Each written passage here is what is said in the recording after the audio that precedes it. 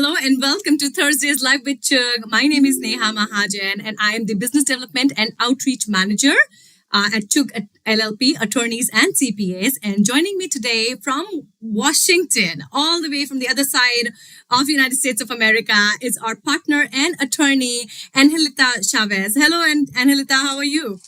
Oh, hi Neha, how are you? I'm doing good. It's really cloudy and cold here in Edison, New Jersey. I guess it's different there. Oh, well, actually, no. We woke up with snow this morning as well, so I think we're sharing similar weather. Okay, all right. So the topic that we are going to delve into today is a sensitive topic, and a lot of people do not know how to navigate it. Friends do not know how to help their friends who are going through it. Families do not know. So I think it's really important that we talk about it today. And the program that I'm going to talk about and discuss with Angelita is VAWA, Violence Against Women Act. Now, this was first introduced, and it's a landmark decision that was signed by President Bill Clinton back in 1994. And, the program hasn't quite changed much over the years, but it has been reauthorized many times. And as a matter of fact, even today, this, VAWA is up for renewal, for reauthorization. And if it does get reauthorized, some of it will change for better and also be reauthorized till 2026. So what is VAWA? All right. Who can qualify for it? Who can benefit from it? We'll be discussing all of this live. Remember, you're watching us on LinkedIn, YouTube, and Facebook. So if you have any questions during our discussion today, we'll be live till 2:30 p.m. Eastern Time and 11:30 a.m. Pacific Time Zone. So if you have any questions, drop them in the comment section. And just before we start, I also want to mention that the discussion that we're going to have today is only for informational purposes.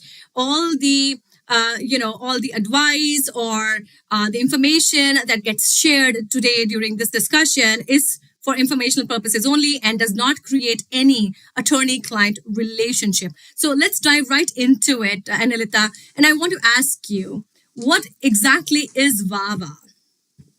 Sure. Thank you, Neha, for those questions and for giving us a little bit of background. I'm actually going to give a tiny bit more. So there's actually a precursor to VAWA, to the current VAWA as it exists today. And that actually occurred back in 1990 through the Immigration Reform Act. And the Immigration Reform Act of 1990 actually created what's called a battered spouse waiver. And this was for folks who were conditional green card holders. And for the first time, it permitted conditional green card holders that were in abusive relationships with a U.S. citizen spouse for them to be able to remove the conditions on their conditional green card without actually the cooperation of their abusive spouse, right? So if they were able to show that they were suffering extreme cruelty and battery and that their marriage was valid, they were able to remove those conditions. So, and then as you mentioned, in 1994, the VAWA actually passed, and this was passed through a Public Law 103-322, and this included the crime bill titled VAWA, right? So it's actually a crime bill. So the bill was amended by the INA to allow immigrants of domestic violence, victims of domestic violence, to be able to independently file through a process called VAWA self-petition, right? And then, as you've mentioned, it has been reauthorized, and through that time, it has evolved a bit. In 2000, the Violence Against Women Act was expanded to include victims of youth crimes. Those are U visas that we know of today, as well as victims of trafficking. And then in 2005, VAWA actually expanded even more. And for the first time, actually, it included protections for victims of elder abuse, and as well as protections with a specific tribal title that covered Native American and Alaskan women, which is really incredible to me that it actually was not until 2005 when they finally included Native American and Alaskan women in protections under VAWA. Okay, all right. And I guess the current form that we see of VAWA is again up for reauthorization. And I don't think we've had LGBTQ plus ever be a part of VAWA, but we are, looking forward to that change for that inclusion, right? Correct, not specifically. As far as I know, I haven't seen any specific provisions under VAWA, but yes, there's always, every time it comes up for reauthorization, there are attempts to, expand it and add more protections for folks specifically. Yeah. Now, talking about VAWA, what are the immigration benefits if a VAWA petition does get approved with USCIS, and who is eligible for these VAWA benefits, really? Yeah, so those are all really great questions. The benefits of VAWA are actually quite many, right? Though I would say one of the most important benefits of having an approved VAWA self-petition is the fact that you can actually get it provides a pathway for legal permanent resident status. And so that's, I would say, number one of the best benefits of having a VAWA. The other one is work authorization. Once your VAWA self-petition is actually approved or you're placed on a deferred action list, you actually get work authorization. And at the green card stage, when you're applying for a green card, you can also qualify for advanced parole, which is a travel document. It allows being placed on deferred action or having an approved VAWA allows access to certain means tested benefits you can apply through the state, which are very helpful for folks, especially victims of domestic violence that are trying to get out of those abusive relationships that need that extra assistance. It provides all of those things. The other good thing about VAWA is that there are no yearly numerical limitations. So as a lot of folks are familiar, immigrant visas, there are a lot of numerical limitations depending on the category. Even the U visa has a numerical limitation each year of 10,000 visas that USCI that can be granted, but VAWA has no numerical limitations, which is really great. That means that anybody who is a victim of domestic violence in these situations can apply for VAWA. And there's no limitations as to how many can be granted. It also contains a lot of waivers of inadmissibility for purposes of getting your green card. And one thing that I do want to really reiterate in terms of VAWA benefits is that some folks might be concerned, oh gosh, if I apply for a VAWA self-petition and my abuser calls USCIS and they give them false information about me, and they're concerned about that, right? Well, there is a special protection for folks who are applying under VAWA. And I'm just going to read verbatim from the American Immigration Council that state that the law prohibits USCIS from denying an application on VAWA based solely on the information that is provided by the abuser, right, or any other prohibited source. That means that USCIS cannot deny, or actually they cannot disclose any information about your VAWA case to any third party under any circumstance except limited circumstances, and they also cannot use only the information provided by the abuser to deny your VAWA. So that should give some relief to some folks who are maybe concerned about their abuser, who might want to jeopardize, right, their situation. In terms of who actually qualifies to apply for VAWA, that would be anyone who is has a U.S. citizen spouse or former spouse who is an abuser, a USCIS, a United States citizen parent who is an abuser, a United States citizen child who is an abuser, or a legal permanent resident spouse or former spouse or a legal permanent resident parent that were the abusers. So it's all about the relationship, right? So if your spouse is a U.S. citizen or your previous spouse was a U.S. citizen, and you are applying for your VAWA petition within 2 years of that divorce, you would qualify.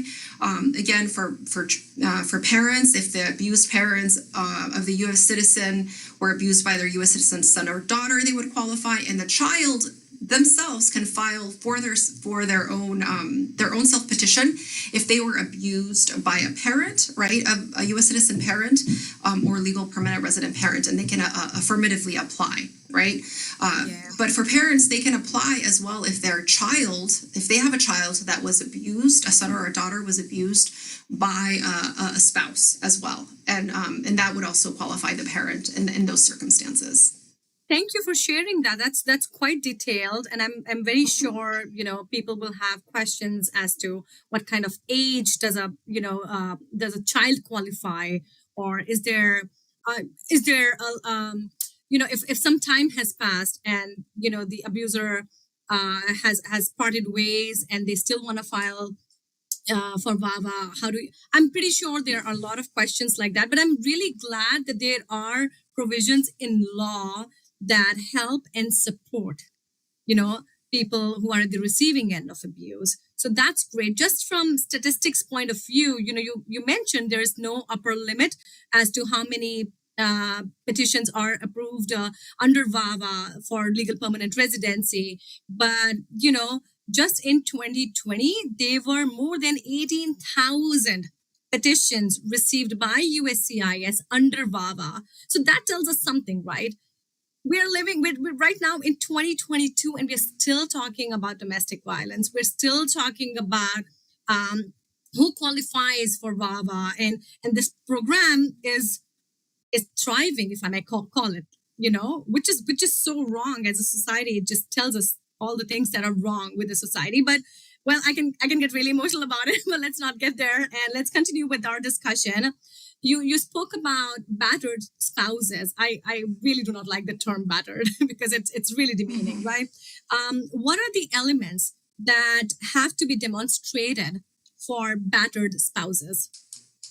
Yeah, thank you for that. Yeah, so some of the terminology, unfortunately, is what it is, right? It's in the law. It's written in these policies, and so we need to refer to them in order to properly explain what some of the requirements are. In this case, yes, battered spouses, battered children. That is a terminology within that we have to work with. For spouses, in order for them to be able to demonstrate that they qualify for this VAWA self-petition, there are a number of things, right? Number one, they have to show that they were married to that U.S. citizen or legal permanent resident. In the alternative, let's say there was a divorce, right, for these folks. You talked about time limits, right? In terms of a marriage to a U.S. citizen or green card holder, you have to apply for VAWA within 2 years of that divorce happening. If you wait more than 2 years, you unfortunately will no longer qualify to apply for VAWA. And this is the same thing if, let's say, the abusive spouse has lost or renounced their U.S. citizenship status or green card status. You have to apply within 2 years of them doing that, right? Otherwise, that won't qualify. You also have to demonstrate that you actually but let's say, for example, that you ended up not being married to this abuser, but you thought that you were legally married to your abuser. That could potentially still work if you believed in good faith that you had a legal marriage, even if the marriage was not legal. Let's say the the abuser was married to multiple people, and that made your marriage invalid, right? There could be several circumstances where you might believe you're legally married, but you actually are not. Potentially you could still qualify for VAWA. The other element that has to be shown is that you suffered battery or extreme cruelty on the hands of this individual, this abuser, or that your child was subjected to battery or extreme cruelty. In terms of the marriage must have been entered in good faith. You have to demonstrate that your marriage was in good faith, that you loved this person, that your intent for marriage was for, a life together, etc., and not necessarily for immigration, right? The two last requirements, which are still, super important, are that you actually lived with your abusive spouse, right? If you are unable to demonstrate and show that you actually resided with this spouse, and we'll be talking more about those, the types of evidence that you would be able to provide later on, but you have to demonstrate that you actually resided with this abusive spouse. And lastly, but not least, is that you actually are a person of good moral character, right? That you merit favorable discretion, that you're a person like an asset to the community, volunteer work, etc. And we'll talk about more about what that means later on. But those are the basic requirements for a spousal VAWA self-petition at the VAWA self-petition level. Yeah, thank you, Angelita. That's really important. When it comes down to legality of things, well, these are legal matters, and that's exactly why you should keep your emotions aside and make sure you have proof of everything. Like Angelita mentioned, it's just a non-exhaustive list, right? So, if you are someone who is going through a rough patch and are looking into VAWA or know of someone who is, I would suggest, reach out to us. We can help. info@chugh.com. That's our, email ID where you could reach out to us, and we'd be, more than happy to help you. Now, all of this discussion is really making me very sad. And the fact that there are children involved too. How can battered children be eligible under VAWA, Angelita? Yeah, thank you, Neha. Yeah, unfortunately, and abuse does occur, right? Not just with spouses, but children as well, and parents, and which is why VAWA exists, right? In the first place, is to provide these protections for victims of battery and abuse, right? For children who are going to be filing their own self-petition, that child has to have a parent who is either a U.S. citizen or a green card holder, right? And so there has to be a valid parent-child relationship. That child must have also suffered extreme cruelty at the hands of their abusive U.S. citizen or green card holder parent. And again, similar to the marriage, right? They have to show that they lived with their abusive parent, right? They can't be somebody living it somewhere else. They have to actually be residing or have resided, right, with that abusive parent. They also should show good moral character. Now, on the good moral character requirement for adults, children there's a little bit more of it's a little bit better for children because if you're a child who's age 14 or under, you actually are presumed to have good moral character because you will think, oh my gosh, how does a 5-year-old show that they have good moral character, right? Right. Well, it's presumed under age 14, and then anyone over age 14, they will have to demonstrate it as if they were a regular adult. So there's at least a little bit of a recognition that children are a little bit of a special category, and in that it might be a lot harder for them to gather that evidence about their good moral character at such a young age, right? So the law just writes in a presumption for them, which is quite helpful. Okay. Wow. There's just so much to it, right? I feel the 30 minutes that we have today are just too less to discuss this entire program in its entirety. And that's why I would urge everybody, if you have any questions, leave them for us in the comment section. We are live right now on Facebook, YouTube, and LinkedIn, and we'd be, happy to answer some of those questions live here. Or if not, if you're watching us recorded, then we will be, happy to respond to your email. So be sure to send us an email at info@chugh.com. Again, a disclaimer: the discussion today is for informational purposes only and does not create a client-attorney relationship of any sort. Now, Angelita, you've already gone into a lot of details, but we spoke about who qualifies and what elements one needs to demonstrate to qualify as battered spouse or child under VAWA. What is the immigration definition of battery or extreme cruelty under VAWA? Sure. So that is actually defined by 8 CFR section 204.2 of the Immigration Nationality Act. And I'll have to just read it again verbatim because that's the actual definition that they provide. And it's so good for people just to know those exact definitions because it helps also you make more informed decisions about whether you're someone who could qualify, right, for VAWA. So I'll just read out the definition. And the definition starts with being a victim of any act or a threatened act of violence, including forceful detention, which results or threatens to result somebody in physical or mental injury, psychological or sexual abuse or exploitation, including rape, molestation, incest in the case of a minor, or forced prostitution are all considered acts of violence, right? So those, hands down, any of that happens, that will be considered battery or extreme cruelty, right? However, there are other abusive actions that can also be acts of violence under the law, right? And this could be acts that are either threatened, like threats, or acts that in and of themselves, even though maybe on the face of them, you're like, gosh, that doesn't really sound like an act of violence.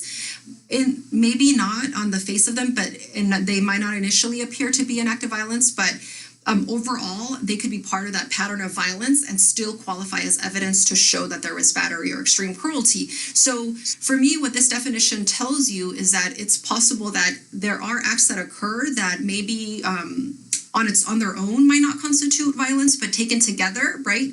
USCIS would consider those acts to see if there is a pattern of violence, right, for against that person due to those acts, because it's very difficult to write into the law everything, right, that could possibly constitute an act of violence.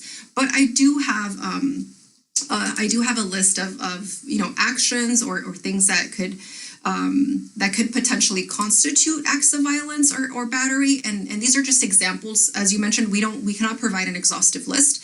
It's just not possible, right? But we can give some examples to help people be able to make more informed decisions. So some of those include actual physical violence, right? Threats of physical violence, use or threats of weapons, any type of sexual assault, assault especially like in the presence of a child, stalking. An example that they provided is holding down a spouse while sexually assaulting them, physical violence to a child in the parents' presence. One interesting example that was provided was smearing chewing gum into a victim's hair through a car window during an argument in front of a child. That was found to constitute battery or extreme cruelty, right? Spitting on a victim, in front of their children, threats, obviously, of bodily harm, of death, any of those things all constitute extreme cruelty or battery. Violating restraining orders or no contact orders, really important, right? Because sometimes, there's things have happened and then the abuser actually violates these restraining orders or no contact orders. That's been found to constitute, right? Extreme cruelty, as well as trapping a victim in a home, blocking them from their driveway, any sort of displaying of any sorts of weapons, destroying items in a house, throwing things around to destroy them, right? Threats to kill family pets. Again, any sort of weapon display could be actions that constitute battery or extreme cruelty for purposes of these sorts of cases. And again, not an exhaustive list. These are just examples to keep in mind. Wow. Oh man, this is just, it just makes me sad. The fact that this happens in an so-called evolved society that we live in today, right? It's just hard. So you spoke about spouse and you spoke about child. What about parents? What about battered parents, and how can they qualify under VAWA? Sure. So there, as we mentioned earlier, right, there's provisions for children, there's provisions for spouses, and there are also provisions in the case of parents who are abused. And so if there is a parent who has a U.S. citizen child that has been abusive towards them, and that child is at least 21 years of age, when the petition is filed, then that could possibly qualify them for a VAWA self-petition. They must have suffered battery or extreme cruelty, right, on the hands of this U.S. citizen child.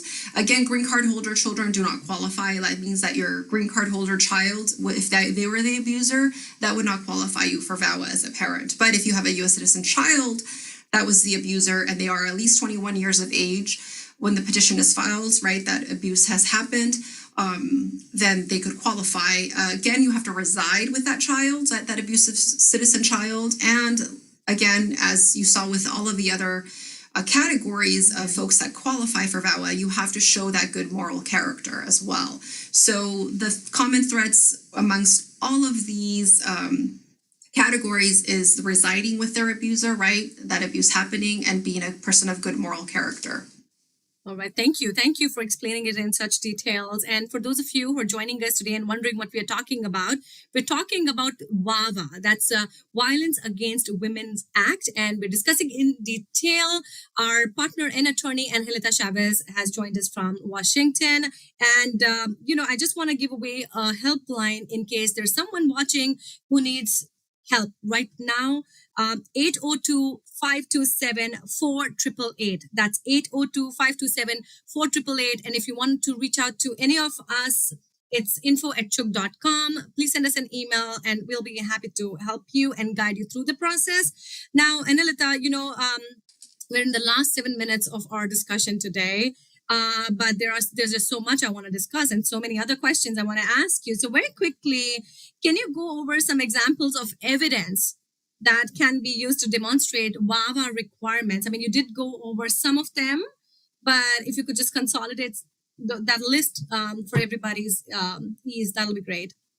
Yes, I definitely could do that for you, for sure. So number one, we talked about, right, proof of that battery. So what are some of the ways that you can prove that? Great question. You would want to make sure you have some detailed declarations, right? The statements from the victim of that abuse, as well as any witnesses, any folks who witnessed that abuse, who heard it, neighbors, right? Family members, anybody who was around when that was happening. definitely want to have statements from those folks. If you have any photographs, especially when there's police reports, those are quite helpful. Sometimes police reports have photographs regarding the abuse. You want to make sure you include those photographs, those police reports. Any medical records, let's say there was hospitalization or someone had to go to the doctor because of the injuries that occurred due to that abuse, we definitely want to have any sorts of medical records. Also, oftentimes, as you mentioned, these are such difficult and situations to be in, and sometimes folks are forced to seek out domestic violence shelters to be able to escape their abuser. So, if there are letters from those domestic violence shelters that you have to show that battery or extreme cruelty, very, very helpful in these kinds of situations, as well as any psychological evaluations. And this is more for folks that have suffered a lot of mental abuse, right? Extreme cruelty, that's more mental, more than necessarily physical. Having those psychological or medical evaluations to really show that, hey, this person was suffering this extreme cruelty, and a lot of it was mental, then psychological evaluations would be helpful in that. For proof of the good faith marriage, in the case of marriages, you want to make sure that you have proof that, photos of your relationship together, a documentation of that relationship, how it evolved, when they asked you to marry them, all of the stuff regarding the relationship, you want to make sure you have that. And then in terms of the residence with the abuser, some really common and helpful evidence would be utility bills, lease agreements, photographs, again, letters from families and friends, statements, school records, medical records, anything really, any sort of financial record that has the names of the abuser as well as the spouse who's applying for the self-petition, and addresses with dates. That's quite helpful for proof of residence with the abuser. Again, good moral character. Let's say you are a person who volunteers, does all sorts of good stuff in the community. You want to make sure you have those, certificates, copies. Let's say you were going to school, any sort of awards you received. All of that are helpful in proving good moral character. And last thing is proof of the abuser's U.S. citizenship or legal permanent resident status. Yeah, like I said before, legality of things matter a lot. So if you are in a situation or know of someone who is in the situation, well, gather as much proof as you can. Angelita, thank you so much for that exhaustive list, really. What if the person who's at the receiving end of the abuse cannot prove the status of the abuser? There are times I've heard of cases where, the victim didn't even know what the immigration status was, whether the person was a visa holder or a green card holder or a citizen of the United States of America, right? So what happens in that case? Yeah, so that's such a great question. I actually had a situation with a VAWA self-petitioner that was not able to prove the citizenship status of their abuser, right? But it's important to determine whether they are a green card holder or a U.S. citizen, because if you don't have proof of that, or if you cannot determine that, unfortunately, you would not be able to qualify. But a really great way to help demonstrate if you do not know if this person was a U.S. citizen or green card holder is to have as much information as possible regarding their status. So let's say that you know that they were born in a particular state, in a particular city, and you know their date of birth. You can actually ask USCIS to help corroborate that for you. You can actually write a statement that says, hey, I do not have proof of my spouse's U.S. citizenship status, but I know that they are a U.S. citizen. They were born in such and such state and such city. This is their social security number. Can you verify their citizenship status? And guess what? USCIS can do that. So in that situation, we wrote up a statement with all of the details that this person had regarding the citizenship status of their abusive spouse. We used it, and USCIS was able to confirm this person's citizenship status, which they were a U.S. citizen. And guess what? They got their VAWA self-petition approved. So it is possible, but harder, but it is possible. That's incredible. And you make it sound very simple, because probably in theory it is meant to be very simple, but in reality it is not. With all these technicalities that are involved, probably the onus of proving the abuse really lays on the victim, right? So that can be hard. And does it matter if an attorney is involved, or can it be a self-petition? How does it work? So VAWA is a self-petition, correct? That means that the person who is the the person receiving the abuse, who's gone through the abuse, they would have to file it affirmatively on their own as a self-petitioner. However, with any sort of immigration, actually any area of the law, right, it is always so important to find a qualified attorney who would be able to guide you through the process.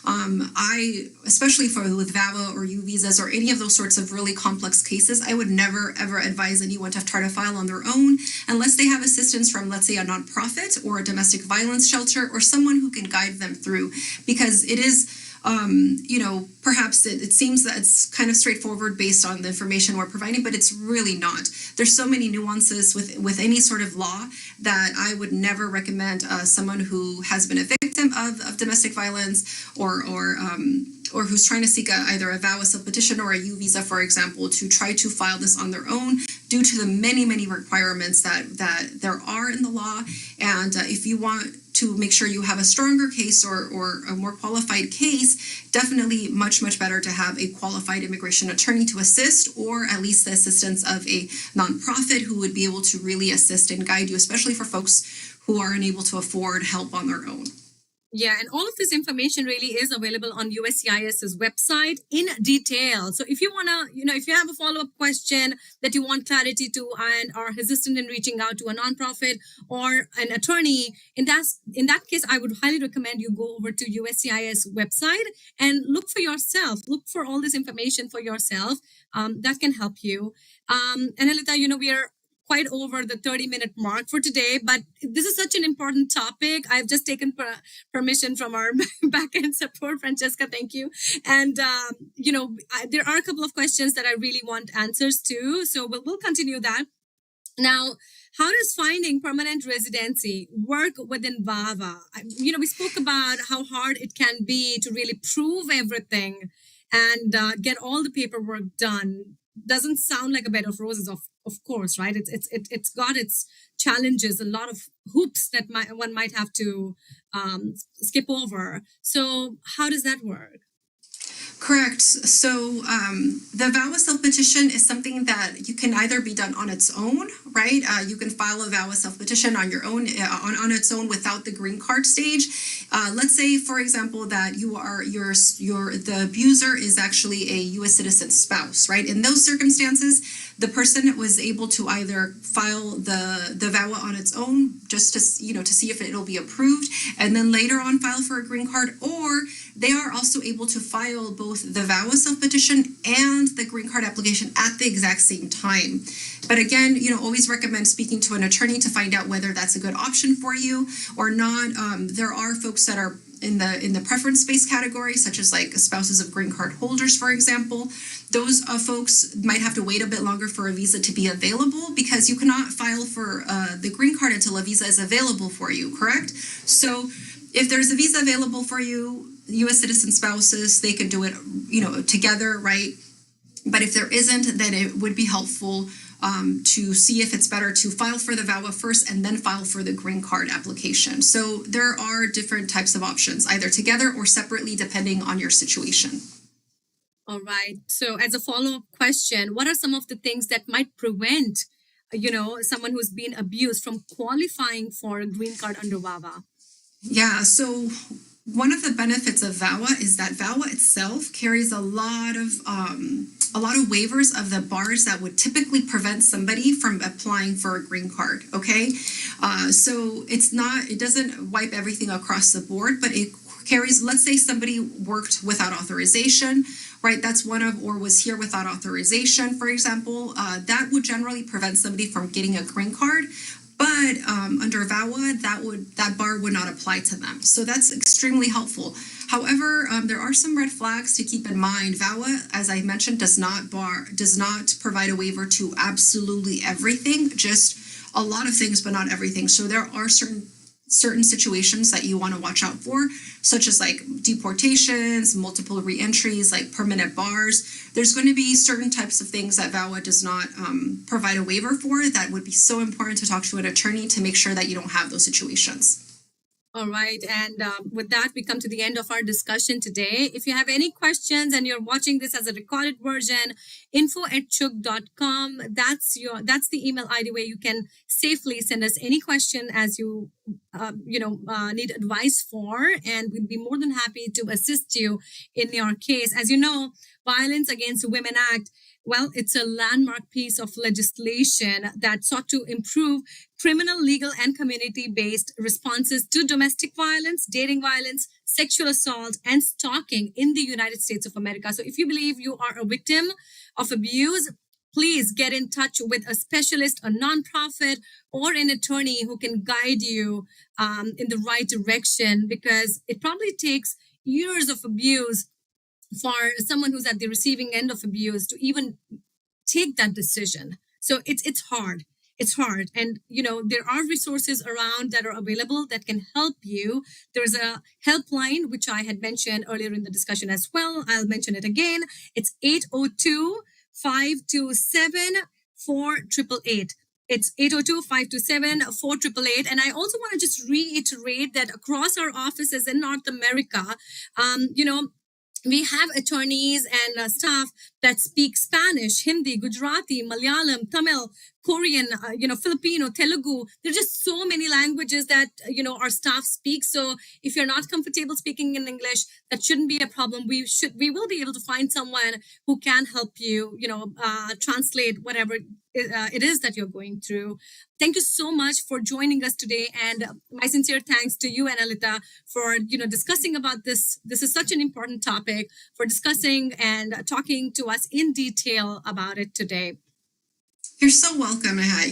I agree. It's such an important topic, and for folks to have information and background about this and get out of abusive situations, VAWA is just such a great piece of legislation that helps folks be able to, come out of those difficult situations. And so we are so happy to help anyone in that process. All right. And for the rest of you, we will see you next week with either an attorney or a CPA or accountant. And we will be live 11 a.m. PST or 2 p.m. Eastern Time here at Thursdays Live with Chugh. See you next week.